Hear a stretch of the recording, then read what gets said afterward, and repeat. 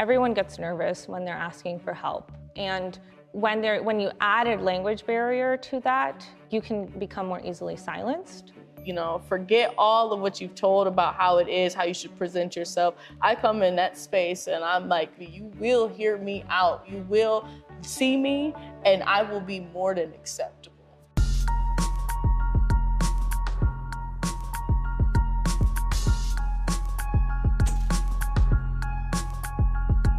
I spent the past few days in Battle Creek, Michigan, which is northwest of Detroit. I've already met with members of the Black community who shared how they're carrying on the legacy of Sojourner Truth, who called this place home, and with the Burmese community who fled here from Myanmar and are learning to thrive.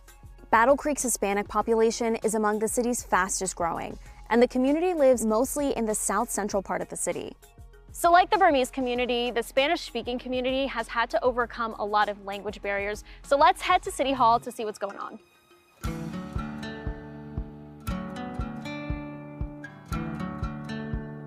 Hey, Maya. Michelle Salazar is a community development specialist. She started working at City Hall after serving as a housing liaison for the nonprofit group Voces. How would you describe the Latinx and Spanish-speaking community here in Battle Creek? I would describe it as a population that has been growing for a while.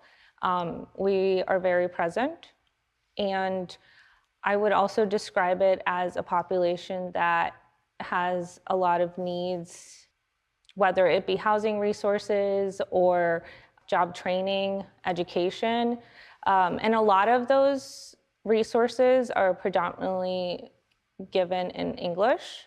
Talk to me more about the challenges that come with the language barrier for people in your community. Everyone gets nervous when they're asking for help. And when you add a language barrier to that, you can become more easily silenced. Aquí atrás a recoger comida y después a escoger un asiento. Okay? Today we're actually privileged enough to offer interpretation in Spanish or Español.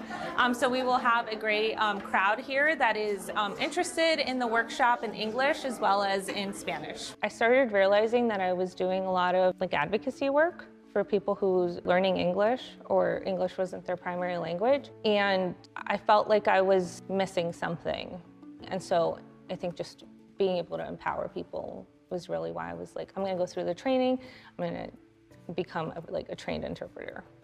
When I was walking in, I saw a bunch of signs with multiple languages on it. So what was your thought process in making sure that those signs were up? So I know how important it is for people to be able to come in and feel welcomed. That's number one. Number two is for people to have a sense of awareness of what we know people are speaking in the city of Battle Creek. Have you seen actionable, tangible change within the Latino community here? So I'm only in one division out of the whole city of Battle Creek. And so people then now come knocking on our door asking hey, I had trouble paying my water bill, or hey, I want to register to vote. How do I do that? All in Spanish because they know that someone's there.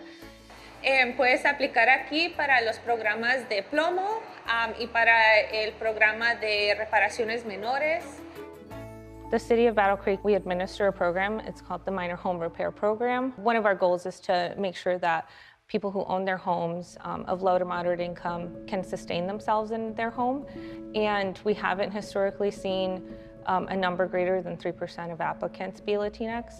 From last October to this October, 9.5% of our applicants were Latinx applicants. And so seeing that really shows the value of having someone that speaks the language. It gives me so much hope for the future and lets me know that we're doing something right. What's your hope for the future of Battle Creek? I guess my hope would just be that we add value to people's lives, because I think that when people are provided with the tools and resources, they thrive, and so that only helps everyone.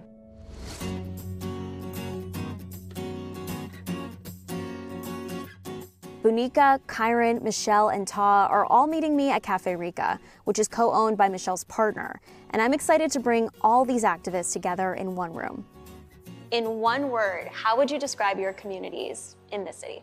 We have a lot of things that divide us, and that comes with, systemic oppression, right? I would describe it as chaos, but at the same time, it feels like family. I would say we're budding, like a plant that's budding. And I say that because we're so new into this country. For many of us, like we're still trying to learn all the different systems, and then trying to build relationship across difference, right? We're just, trying. We're trying our best. We're trying to thrive.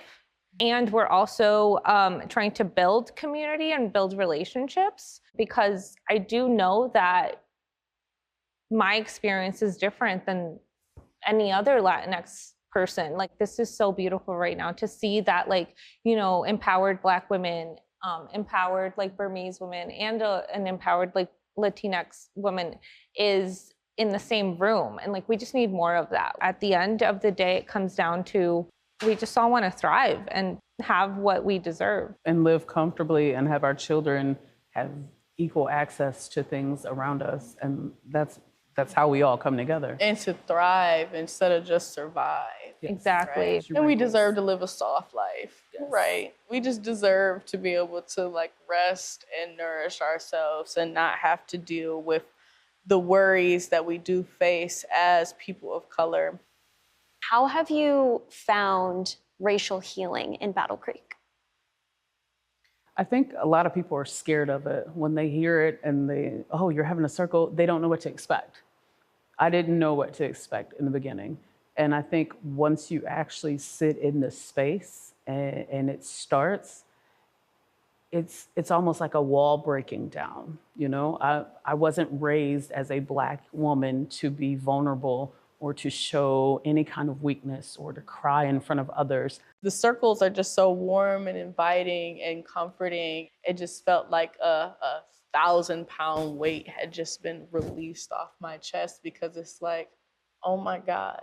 I think for me, racial healing is this awareness of collective responsibility and showing up and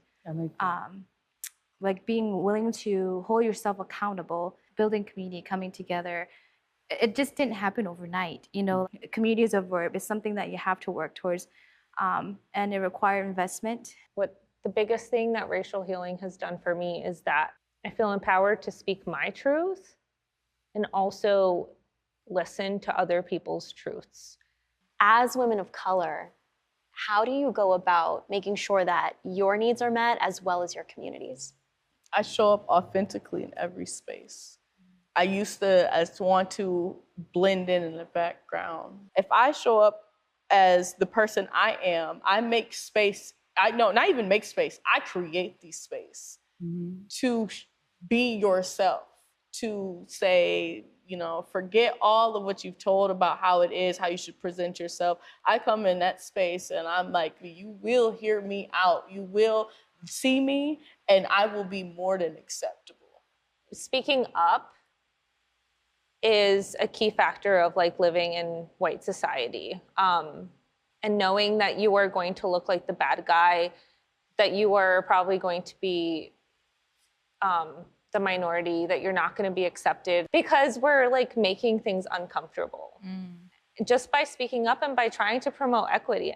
We have to make space for people to use their voice, because other than that, we're just as bad as someone who's shutting them down and not letting them speak. Yep. That's the only way we're going to change this world. And it starts here. Yes. It starts right here. It starts around the corner. It starts down the street. It starts downtown. Yeah. It is here. Well, thank you all so much for this great conversation. I learned so much hearing from all of y'all, and to see all the connections was really, really impactful. There was an undeniable strength and energy in Cafe Rica. Hearing from these women who do so much to lift up the voices of their community. My time in Battle Creek has been filled with a sense of unity. And even though their experiences are different and unique, there's a motivation that connects them all. Ta, Michelle, Kyron, and Bunika are asking for resources, peace, healing, going beyond just survival. And they're helping each other reach their goals in hopes of creating a future that's welcoming and safe for everyone. Thanks for watching our YouTube channel. Follow today's top stories and breaking news by downloading the NBC News app.